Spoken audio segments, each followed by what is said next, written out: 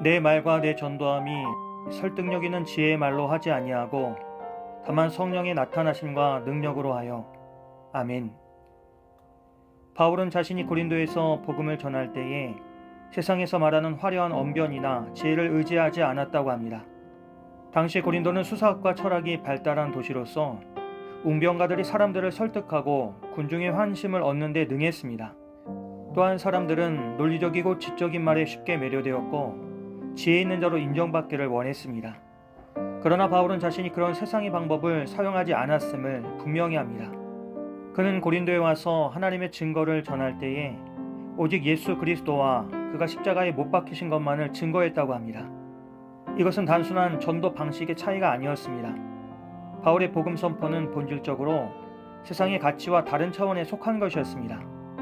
사람들은 힘과 지혜 그리고 탁월한 능력을 자랑하며 인정받고 싶어 했지만 바울은 내가 너희 가운데에 거할 때에 약하고 두려워하고 떨림으로 섰다고 고백합니다.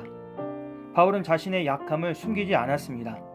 연약하고 부족한 모습도 바울에게 있었지만 바울은 그 속에서 성령님의 능력이 나타나기를 바랬습니다. 사람들의 말솜씨나 설득력 있는 지혜의 말이 아니라 성령의 능력으로만 복음이 역사하기를 원했던 것입니다. 그것은 바울이 고린도 교회 성도들의 믿음이 사람의 지혜에 있지 아니하고 다만 하나님의 능력에 있기를 원했기 때문입니다. 어쩌면 고린도 교인들은 인간적인 생각과 세상의 기준을 따라 능력 있는 지도자를 원했을지도 모릅니다.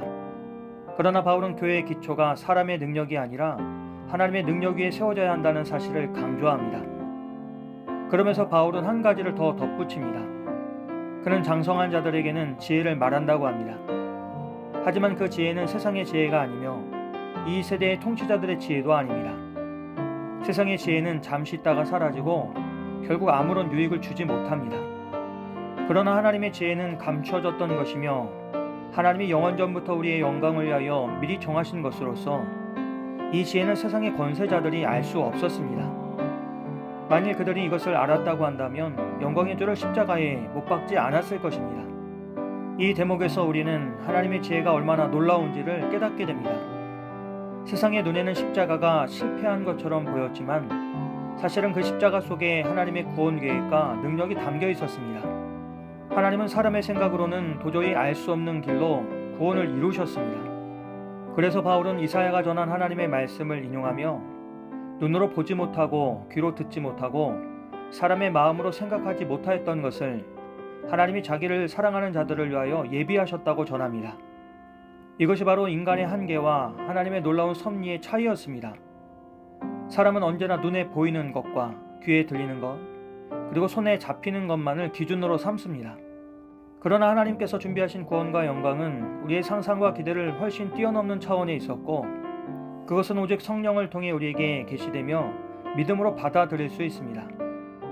오늘 말씀을 통해 우리는 신앙의 토대가 무엇 위에 세워져야 하는지를 다시금 생각하게 됩니다. 만일 바울이 자신의 지혜와 능력을 의지했다면 사람들은 바울의 말에 감동은 받았을지 몰라도 그들의 믿음은 사람에게 매어버렸을 것입니다. 그러나 바울은 오직 예수 그리스도와 그의 십자가만을 증언했고 그 결과 믿음의 기초가 하나님께 세워질 수 있었습니다.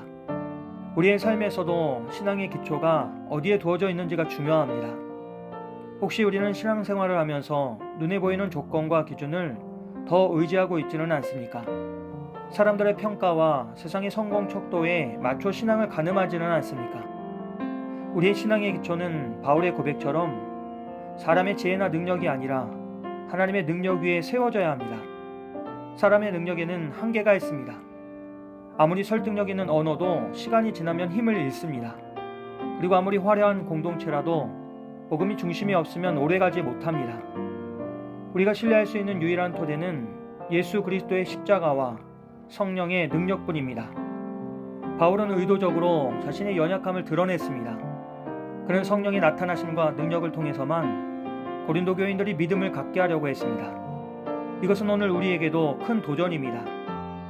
우리는 종종 신앙을 내 지식이나 경험으로 유지할 수 있다고 착각합니다. 그러나 참된 신앙은 내가 붙드는 것이 아니라 성령님께서 우리를 붙드시는 데서 비롯됩니다. 우리의 연약함 가운데서도 성령께서 함께 하시고 인도하시기에 우리가 믿음을 잃지 않고 걸어갈 수 있는 것입니다. 결국 교회가 교회다울 수 있는 길은 성령의 능력을 붙드는 것입니다. 그리고 그것은 개인의 신앙도 마찬가지입니다. 오늘 하루도 우리의 시선이 사람의 지혜가 아니라 하나님의 지혜이신 예수 그리스도께 고정되기를 소망합니다. 우리의 연약함을 아시는 주님께서 성령의 능력으로 붙으실 때에 우리의 삶은 흔들리지 않는 믿음 위에 세워질 것입니다. 오늘도 그 믿음으로 담대하게 살아가는 우리 모두가 되시길 주님의 이름으로 기도합니다.